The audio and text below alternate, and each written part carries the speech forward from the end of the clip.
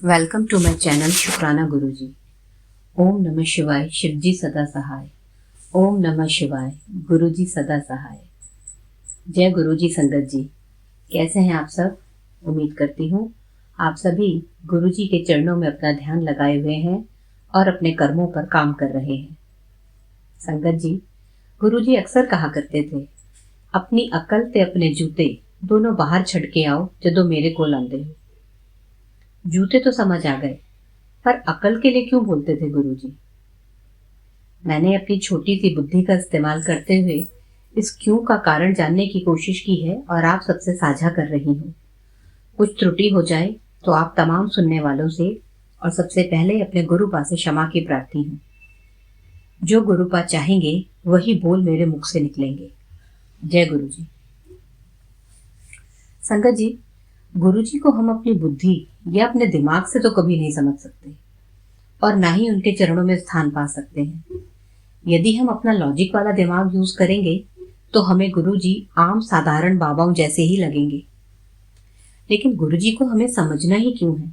उन पर तो विश्वास करना है। सिर्फ गुरुजी की ही तस्वीर, माफी चाहूंगी, स्वरूप, सिर्फ गुरुजी का ही स्वरूप ऐसा है जिसको देखकर या उनके स्वरूप से बातें करते हुए आंखें भर आती हैं।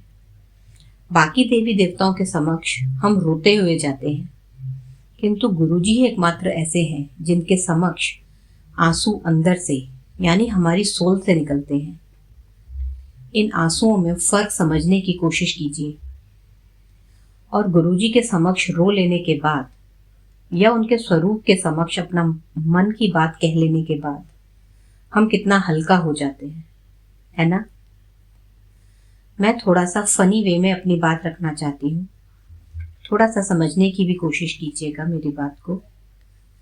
एक साइंटिस्ट है अलेक्जेंडर फ्लेमिंग, जिन्होंने पेंसिलिन नामक ड्रग बनाया। तो दूसरे हैं थॉमस एडिसन, जिन्होंने बल्ब बना दिया। किसी ने वॉशिंग मशीन, किसी ने स्विंग मशीन, किसी ने छुरी, तो किसी ने कोल्ड ड्रिंक पीने के लिए स्ट्रॉ बना दिया। हमारी जरूरतों को ध्यान में रखते हुए आए दिन कोई ना कोई न्यू प्रोडक्ट मार्केट में आ रहा है। या तो पुराने प्रोडक्ट को मॉडिफाई किया जा रहा है या कुछ नया मार्केट में आए दिन आ ही रहा है। तो संगत जी, ये तमाम इन्वेंशंस क्या एक ही बार में कंप्लीटली बन पाए? नहीं ना।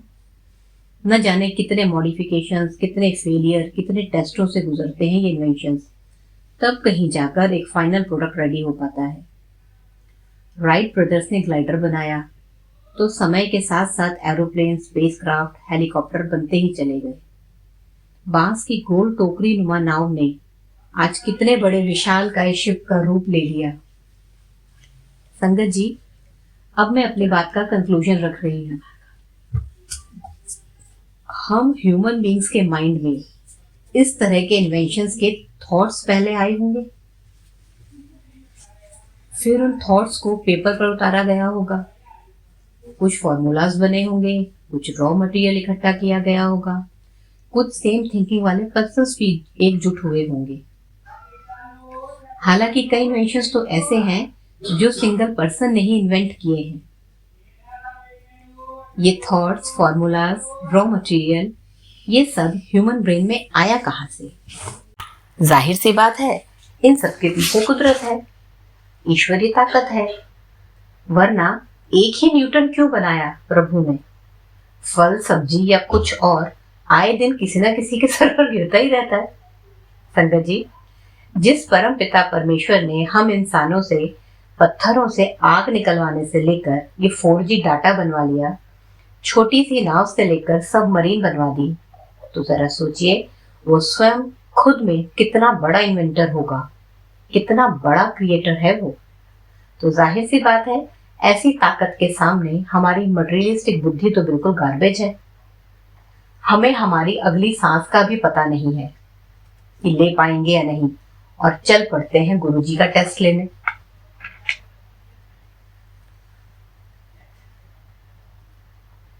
हम अपने कर्म करने के लिए स्वतंत्र हैं। जैसा कर्म वैसा फल। जब कोई सोल बार बार धरती पर जन्म ले लेकर थक जाती है और अपना परमानेंट इवोल्यूशन चाहती है, तब वो सरेंडर करती है परम पिता के चरणों में, क्योंकि उससे स्वयं अपने कर्म नहीं कट पा रहे। कंप्लीट सरेंडर करना होता है, तब कहीं जाकर ईश्वरीय ताकत उस सोल की हेल्प करती है। यही कंप्लीट सरेंडर कहलाता है, अपनी अकल का यूज न करना। साथ ही अब जो भी होगा, अब जो भी मैं कहूंगा या कहूंगी, और अब जो भी इंसिडेंट्स मेरी लाइफ में होंगे, डजंट मैटर छोटे या बड़े, क्योंकि प्रभु को भी कड़ी से कड़ी जोड़नी होती है हमारे कर्मों के निपटारे के लिए। तो जो भी इंसिडेंट्स मेरी लाइफ में होंगे, अब वह सब मेरे प्रभु या मेरे गुरु जी की इच्छा से ही होगा। मुझे तो बस अपने गुरु जी या अपने प्रभु के हुक्म में रहना है। फिर चाहे रोना पड़े या हंसना, सब उस ऊपर वाले पर छोड़ना होता है। अगर फिर अपनी अकल लगाई तो फिर उल्टा पुल्टा ही होना है। संगत जी, कंप्लीट सरेंडर करने के बाद उस ईश्वरीय शक्ति से गाइडेंस मिलने लगती है।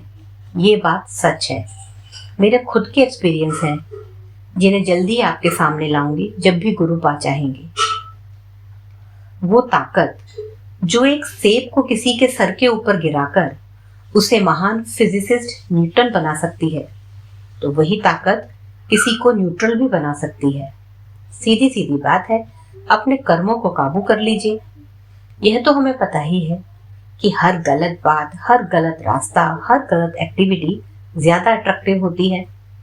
आप किसी को soft drink, cigarette, alcohol offer करें तो सामने वाला थोड़ी सी ना नुक्कर करेगा, लेकिन बाद में हाँ कर देगा।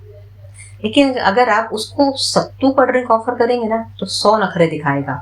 यार कभी पिया नहीं है, पता नहीं कैसा टेस्ट होगा, ना ना ना मैं नहीं पीऊंगा, रहने दे, एक्स्ट्रा एंड एक्स्ट्रा। अरे भाई, जब तेरे को सॉफ्ट ड्रिंक और सिगरेट ऑफर की, तो वो भी तो तूने कभी ना कभी पहली बार टेस्ट की होगी ना। क्योंकि वो बैड थिंग्स हैं, अट्रैक्टिव कलर्स, अट्रैक्टिव पैकिंग में है, तो हमें अपनी ओर खींच लेती है। आज की डेट में सत्संगी कम है और डिस्को बार में नाचने वाले ज्यादा हैं। गुरुजी ने कभी किसी चीज के लिए मना नहीं किया, कभी किसी को फोर्स भी नहीं किया, यह मत करो, वह मत करो, एसेट्रा एसेट्रा। हाँ, सही गलत समझा जरूर देते थे। जिसने मुझे, आपको, इस संपूर्ण सृष्टि को बनाया है, यदि उसके सामने हम इफ बट्स और अपना मटेरियलिस्टिक दिमाग यूज करेंगे, तो फिर कट चुके हमारे कर्म। हमारे कर्मों का निपटारा इजीली वे में हो जाए। इसीलिए गुरु पाह कहा करते थे कि अपनी अकल भी अपने जूतों के साथ बाहर छोड़कर आओ, वरना हम बुद्धू लोग परमेश्वर के कार्य में भी हस्तक्षेप करने से बाज नहीं आएंगे। यदि गुरु पास से कुछ मांगने पर या अरदास करने पर नहीं मिल पा रहा है, तो संयम रखें। या तो अभी समय नहीं आया है, या वो चीज आपके लिए ठीक नहीं है। संगत जी, एक रूटीन बनाते हैं। हम रोज सुबह उठकर शुक्राना प्रार्थना करेंगे अपने गुरु जी से। पूरा दिन फिर हम ग्रेटिट्यूड में रहेंगे और रात को सोने से पहले अरदास करेंगे, गुरु जी, आज मुझसे जो भी गलत कर्म हो गया है, अनजाने या जानबूझकर, उसके लिए मुझे माफ कर दीजिए। मैं अपने मन, वचन और कर्म तीनों से अपने किए गए गलत कार्यों के लिए माफी मांगती हूँ या मांगता हूँ। संकट जी, ये ग्रेटिट्यूड और सॉरी वाला नियम अपनाने के बाद देखिएगा जिंदगी कैसे संवरने लगेगी। ये मेरा एक्सपीरियंस है, मैं पिछले 1 साल से कर रही हूँ। आज के लिए बस इतना ही। वीडियो भी काफी लंबा हो रहा है। मेरे इस वीडियो पर मैं अपने सजेशंस चाहूंगी कि मैं कितना तार्किक जवाब ढूंढ पाई हूँ गुरु पाक की इस बात का कि अकल के साथ अपने जूते भी बाहर छोड़कर आओ। जय गुरु जी।